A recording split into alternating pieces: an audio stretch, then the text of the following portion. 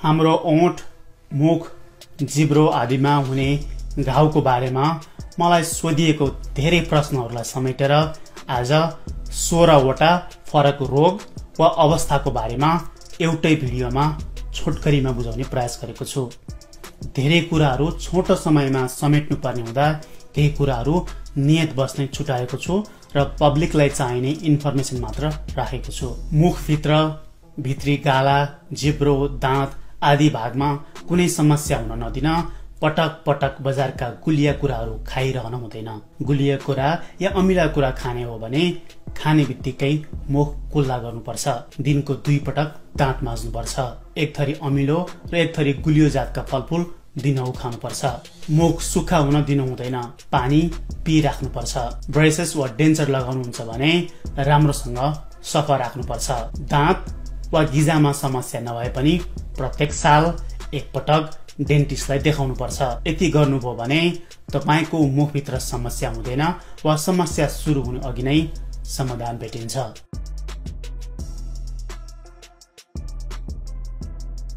क्याङ्कर सोर यो समस्या ओठको भित्री भागमा, जिब्रोको साइडमा वा गिजामा देखिन्छ। सेतो पहेँलो घाउको छेउमा रातो घेरा देखिन्छ। धेरैको अति दुख्ने हुन्छ र करिब 2 हप्तामा आफै निको हुन्छ। यो सरुवा रोग होइन। कसैको स्ट्रेसको कारणले यो समस्या देखिन्छ। कसैको डाइटमा भाइटामिन्स, आइरन, जिंक आदिको कमीले पनि आउने गर्छ। कसैको अति कडा ब्रसले ब्रस गर्दा खोसिएर यस्तो हुने गर्छ। कसैको टुथपेस्टमा एक किसिमको निश्चित केमिकलको कारणले पनि आउन सक्छ। कारणहरू अन्य धेरै हुन सक्छन्। तत्कालको लागि दुखेको ठाउँमा आइस प्रयोग गरेर कोल्ड कम्प्रेस गर्नुस्, अर्थात् आइसको चिसोले सेक्नुस्। त्यसले भएन भने त्यस भाग लट्ठ्याउने औषधि किनेर लगाउनुस्। 1-2 हप्ता मल्टाभाइटामिन वा भाइटामिन बी कम्प्लेक्स प्रयोग गर्नुस्। मिनरल सहित भएको भए अझै राम्रो। यसो गर्दा पनि कति पनि कम भएन भने डाक्टरलाई देखाउनुस्। अर्को पटक यस्तो हुन नदिन नियमित अमिलो र गुलियो जातका फलफूल दिनहु खानुस्। दाँत माझ्दा सफ्ट ब्रस प्रयोग गर्नुस्। ब्यालेन्स डाइटमा नियमित ध्यान दिनुस्। कोल्ड सोर यो HSV1 नामक भाइरसको कारणले हुने गर्छ। ओठको माथि वा बाहिरपट्टि हुने यस घाउमा सुरुमा निकै मसिना धेरै बिबिराहरूको एउटा चुप्पा देखिन्छ। पछि यो फुट्छ र सुक्छ। यो अरू मानिसलाई सजिलै सर्न सक्छ। यो घाउ चिलाउने, पोल्ने र दुख्ने हुन्छ। अरूलाई सर्न नदिन आफ्नो सामानहरू जस्तै टावल, लिप गार्ड अरूलाई प्रयोग गर्न दिनु हुँदैन। बारम्बार हात धुनुपर्छ। यो आफै आउने र जाने हुन्छ। यसको क्योर छैन। स्ट्रेस हुँदा, शरीरमा इम्युन सिस्टम कमजोर हुँदा वा अन्य धेरै कारणले यो फर्केर आइरहन्छ। समस्या बढ्न नदिन एन्टिभाइरल औषधि 2-3 दिन खानुपर्ने हुन सक्छ। दुखेको, पोलेको बेलामा आइस कोल्ड कम्प्रेस गर्नुस् वा यस भाग लट्ठ्याउने, नदुख्ने औषधि लगाउनुस्। ट्रमाटिक अल्सर कसैको तिखो दाँत, डेन्चर, ब्रेसेस आदिको कारण मुखभित्र अल्सर बन्न सक्छ, जुन भित्री लेयरसम्म गएर असर गरेको हुन सक्छ र सन्चो हुन 2-3 हप्ता लाग्न सक्छ। यो प्राय एउटा मात्र हल्का ठुलो घाउ हुन सक्छ र यस घाउको बाहिरी भागमा सेतो हल्का उठेको बर्डर हुन सक्छ। तत्कालको लागि यस भाग लट्ठ्याउने, नदुख्ने औषधि लगाउन सकिन्छ। जे कारणले यस्तो भयो सो कारक तत्त्व हटाउनु पर्ने हुँदा डेन्टिस्टकोमा गएर थप उपचार गर्नुपर्ने हुन सक्छ। ओरल थ्रस क्यान्डिडा अल्बिकन्स नामक फंगसको कारण प्राय जिब्रोमा निकै बाक्लो लेट पर्न सक्छ। भित्री गाला, तालु वा गिजामा पनि हुन सक्छ। यस्तो लेट कोतार्दा वा खुर्कँदा केही निस्कन्छ। एन्टिबायोटिक खाइरहने, स्टेरोइड इन्हेलर प्रयोग गर्ने, इम्युन शक्ति कम भएको बेलामा र डायबिटिज भएकोलाई यो समस्या धेरै देखिन सक्छ। एन्टिफंगल औषधि 1-2 हप्तासम्म लिनुपर्ने हुन सक्छ। जियोग्राफिक टङ यो समस्यामा प्राय जिब्रोको केही भाग रातो र धेरै भाग सेतो देखिन्छ। जिब्रोको टेस्ट थाहा पाउने टफ सर्फेसको केही भाग खुइलिएको कारण रातो देखिन्छ। सेतो पातलो लेट र रातो देखिएको भागले गर्दा नक्सा जस्तो देखिन्छ। त्यसैले यसलाई जियोग्राफिक टङ भनिन्छ र यो एक ठाउँमा सन्चो हुने र पुनः अर्को ठाउँमा देखिने हुँदा यसलाई माइग्रेटरी ग्लोसाइटिस पनि भनिन्छ। पिरो अमिलो खाँदा अति पोल्ने हुन सक्छ। दुखेको छैन भने उपचार गर्नु पर्दैन, यो आफै निको हुन्छ। दुखेको बेलामा नदुख्ने औषधि खाने वा यस भाग लट्ठ्याउने माउथवास प्रयोग गर्न सकिन्छ केही दिन। यति गर्दा सन्चो भएन भने थप टेस्ट जाँच गर्नको लागि डाक्टरकोमा जानुपर्छ। एनाफाइलेक्टिक रियाक्सन अचानक जिब्रो सुन्निएर आयो भने कुनै किरा वा जीवले टोकेको वा कुनै नयाँ औषधि खाएको वा कुनै नयाँ खानेकुरा कारण एलर्जी दिएको कारण यस्तो रियाक्सन भएको हुन सक्छ। यो सँगै ओठ, आँखा र भित्र घाँटी पनि सुन्निने सम्भावना रहन्छ। यस्तो भयो भने तुरुन्त उपचार नगरे सास फेर्न नसकिएर केही मिनेट वा केही घण्टामा ज्यानै जाने सम्भावना रहन्छ। समय नकुरी हस्पिटल दौडाउनु पर्छ। समय कति पनि खेर फाल्न हुँदैन। यदि साथमा एपिपेन छ भने तुरुन्त प्रयोग गर्नुपर्छ। एङ्गुलर फिलाइटिस यो समस्या मुखको कुनामा निकै सुक्खा भएको कारण वा पौष्टिक तत्त्वहरू जस्तै आइरन, भाइटामिन्सको आदिको कमी लगायत नियमित प्रयोग गर्नुपर्ने वा खानुपर्ने औषधि वा स्टेरोइड इनहेलरको कारण छालामा क्र्याक भएर हुने गर्छ।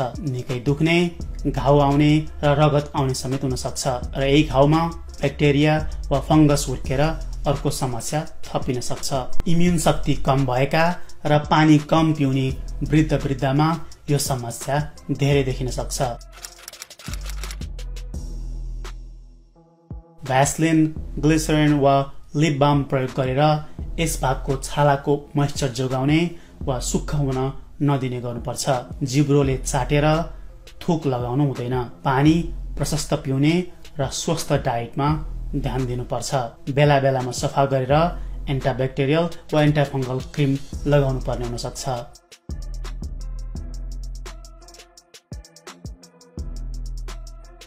ड्राई माउथ कसैको साल्भरी ग्ल्यान्डले उपयुक्त मात्रामा सलाइभा उत्पादन नगरेको कारण मुख सुक्खा हुने समस्या हुन सक्छ जुन जिन्दगीभर रहन सक्छ। कसैको खाइरहेको औषधि वा अन्य धेरै कारणले हुन सक्छ। मुखमा नियमित रूपमा सलाइभा नहुँदा थुक बाक्लो हुने, खानेकुरा चपाउन र निल्न गाह्रो हुने, मुख गनाउने, दाँत बिग्रने आदि समस्या हुन सक्छ। यदि यो समस्या भर्खरै सुरु भएको भए, कुनै खाएको नयाँ औषधिको कारण मुख अति नै सुक्खा भएको भए औषधि प्रिस्क्राइब गरेको डाक्टरलाई भनेर मिल्छ भने अन्य खालको औषधि परिवर्तन गर्नुपर्छ। कसै उपाय नलागे सलाइभा उत्पादन बढाउन च्युइङ्गम चपाउनु पर्छ। मुखमा लामो समय राख्न मिल्ने चिनी नभएको अलि अमिलो खालको क्यान्डी बेला बेलामा चुस्नुपर्छ। थोरै थोरै दिनभर पानी पिइराख्नुपर्छ। मुख बन्द गरेर नाकले मात्र सास फेर्ने गर्नुपर्छ। घरमा ह्युमिडिफायर राख्नुपर्छ। चुरोट, रक्सी बन्द गर्नुपर्छ। कसै नभए आर्टिफिसियल सलाइभा वा स्प्रे आदिको नियमित प्रयोग गर्नुपर्छ। फिसर टङ जिब्रोको बीचमा एउटा ठुलो वा साइडमा अन्य धेरै चिरा पर्ने प्राय समस्या त्यति चिन्ता गर्न पर्ने खालका हुँदैन। यो जिब्रो चिरा पर्ने समस्या कसैको शरीरको अन्य समस्याको एक लक्षण मात्र हुन सक्छ। त्यसैले एकपटक डाक्टरलाई देखाउँदा बेस हुन्छ। यदि शरीरमा अन्य समस्याको कारण देखिएको होइन भने यसको उपचार गर्नु पर्दैन। तर चिरा परेको भागमा खाएको कुरा अड्केर कीटाणु हुर्कन सक्छ र समस्या सुरु हुन सक्छ। त्यसैले दाँत ब्रस गर्दा नियमित रूपमा जिब्रोको भाग पनि ब्रस गर्नुपर्छ। स्मुथ टङ यो समस्यामा जिब्रोको माथिल्लो तहको सतह प्यापिले नष्ट भएर स्ट्रबेरी जस्तो रातो जिब्रो देखिन्छ। प्राय घाँटीमा हुने एक किसिमको इन्फेक्सन दिने ब्याक्टेरिया स्ट्रेप्टोकक्कस ब्याक्टेरियाको टक्सिनको कारण यस्तो हुने गर्छ। यदि यस्तो ब्याक्टेरियाको कारण हो भने ज्वरो आउने, घाँटी दुख्ने र शरीरका अन्य भागमा र्यासहरू पनि देखिन सक्छ। कसैलाई शरीरमा भाइटामिन्स, आइरन आदिको कमी हुँदा पनि यस्तो हुन सक्छ। कारणहरू अन्य पनि हुन सक्छन्। यदि ब्याक्टेरियल इन्फेक्सन रहेछ भने डाक्टरले एन्टिबायोटिक दिन्छन्। ओरल लाइकन प्लेनस, मुखभित्रको सतह म्युकस मेम्ब्रेनको माथिल्लो तहको भित्री कोषमा आफ्नै शरीरको रोग प्रतिरोधात्मक शक्तिले आक्रमण गर्दा त्यस भागका कोषहरू नियमितको समयभन्दा छिटो विभाजन हुने र साइज पनि बढ्ने कारण कोषहरू थुप्रिने कारण यस्तो सेतो जाली रेखाहरू देखिन्छन् र जसका वरपर राता धब्बा पनि हुन सक्छन्। यसले गर्दा कसैलाई अति नै पोल्ने, दुख्ने हुन सक्छ। अमिलो पिरो खान नसक्ने पनि हुन सक्छ। चपाउन र निल्न गाह्रो हुन सक्छ। यो समस्या अरूलाई सर्दैन। यस्तो लाइकन प्लेनस शरीरको अन्य भागमा पनि आउन सक्छ। शरीरको आफ्नै रोग प्रतिरक्षा प्रणालीले आफ्नै शरीरको भाग नचिनेर आक्रमण गर्दा यस्तो हुने हुनाले यसको क्योर हुँदैन। दुखेको भागलाई लट्ठाउने औषधि लगाउन सकिन्छ र त्यसको साथमा सोही भागमा एक्टिभ भएको इम्युन शक्ति मत्थर पार्नको लागि लगाउने वा खाने वा इन्जेक्सनबाट दिने औषधि लिन सकिन्छ।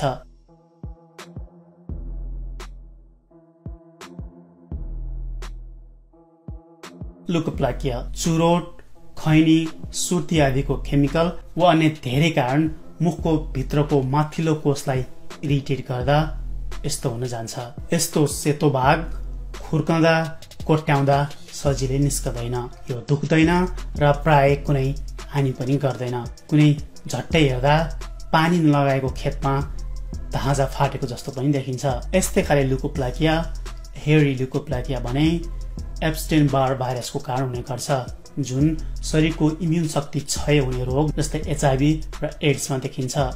यो हेरी लुकोप्लाकिया प्राय जिब्रोको साइडमा लामो सेतो रेसा जस्तो देखिन्छ। अर्को प्रकारको लुकोप्लाकिया इराइथ्रोल्युकोप्लाकिया, जसमा रातो रेखा वा रातो डाब्रा जस्तो छ भने क्यान्सरको सुरुवाती लक्षण पनि हुन सक्छ।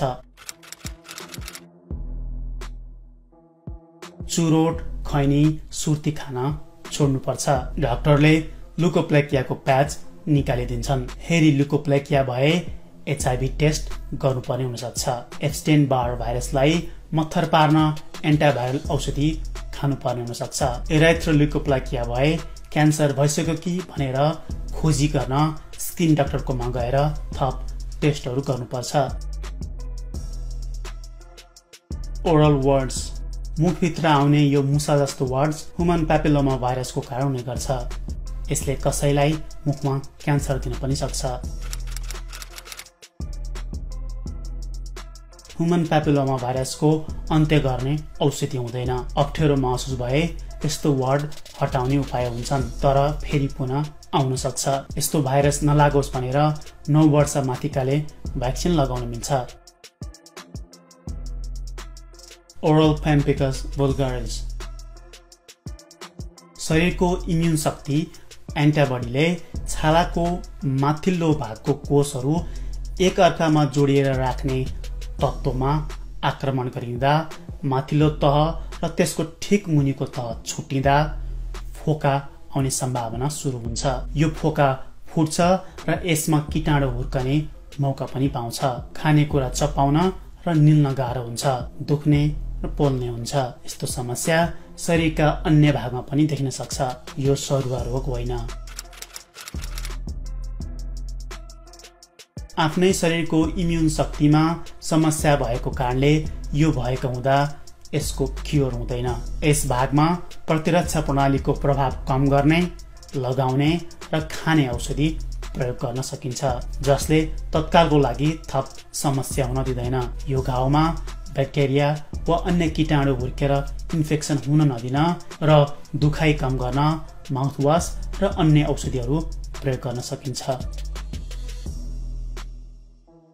ओरल सबम्युकस फाइब्रोसिस, लामो समयसम्म पान सुपारी गुटखा अत्याधिक मात्रामा खानलाई यो समस्या देखिन्छ। पान सुपारी गुटखाबाट निस्कने केमिकल र चपाउने मेकानिकल प्रक्रियाले गर्दा मुखको भित्री छालाको भित्री भागमा सबनिकोसामा अत्याधिक कोलाजन उत्पादन हुने र ती कोलाजन जम्मा भएर बस्ने कारणले छालाको मुलायमपन नरमपन वा लचकता कम भएर सुकेको छालाको जस्तो खस्रो अप्ठ्यारो महसुस हुँदै जान्छ। यो समस्या हुनलाई अमिलो पिरो खाँदा पोल्ने हुन्छ र पछि समस्या बढ्दै गएर निल्न गाह्रो हुने, मुख राम्रोसँग खोल्न पनि गाह्रो हुन सक्छ। सुरुको अवस्थामा पान सुपारी गुटखा तत्काल रोक्दा केही महिनामा समस्या समाधान हुन्छ। जटिल अवस्थामा यस भागमा इन्जेक्सनद्वारा दिने औषधिहरू प्रयोग गर्नुपर्ने हुन सक्छ। मुखको क्यान्सर। यदि मुखभित्र गालाको भित्री भाग, जिब्रो मुनि वा गिजामा देखिएको सेतो, रातो वा कालो धब्बा वा दागहरू वा घाउ वा लम्प आदि 1 महिनासम्म पनि सन्चो भएन भने क्यान्सर सुरु भयो कि भनेर शंका गर्न सकिन्छ। क्यान्सर फैलिँदै गएपछि कसैको दाँत झर्ने, निल्न गाह्रो हुने, स्वरमा परिवर्तन आउने, कान दुख्ने आदि समस्या सुरु हुन सक्छ। कसैको कुनै पनि दुखाइ नहुन सक्छ। जिन म्युटेसन भएको कारण वा रक्सी चुरोट पिएको कारण वा HPV भाइरसको कारण क्यान्सर सुरु हुन सक्छ। सुरुवाती अवस्थामै पत्ता लाग्यो भने यसलाई निको पार्न सकिन्छ। छाम्दा महसुस नहुने र नदुख्ने क्यान्सरका लक्षणहरू मुखभित्र लामो समयसम्म रहन सक्छ र पछि त्यो क्यान्सर फैलिएर अन्त पुगिसकेपछि मात्र थाहा हुन सक्छ। त्यसैले पनि प्रत्येक साल डेन्टिस्टकोमा दाँत, मुख, गिजा आदि देखाउन जानुपर्छ। यो भिडियो जनचेतनाको लागि भएको हुँदा कृपया सक्नुहुन्छ भने विभिन्न फेसबुक ग्रुपहरूमा सेयर गरिदिनुहोस्।